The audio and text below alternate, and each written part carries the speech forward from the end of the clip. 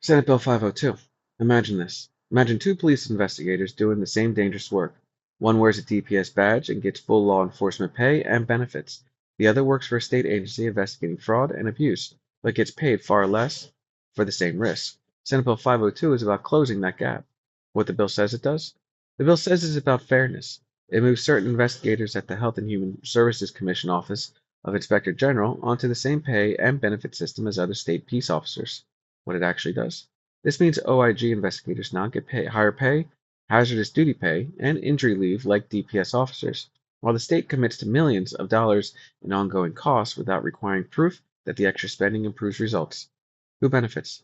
About 3 dozen OIG peace officers who receive higher salaries and better benefits. HHSC leadership, which can better recruit and retain experienced investigators. Law enforcement groups that support pay parity across agencies. Who pays the price?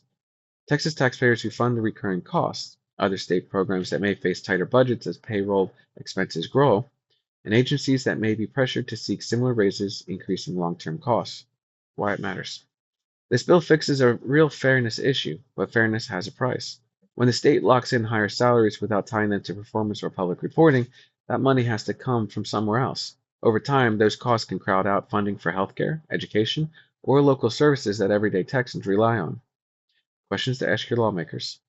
How will Texans know if higher pay actually leads to more fraud being stopped or more abuse being prevented? What safeguards are in place to stop this pay structure from quietly expanding to many more agencies?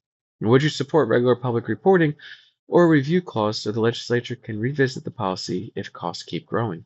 Bottom line, Senate Bill 502 fixes a pay gap for state investigators, but it locks in long-term costs without showing taxpayers what they get in return.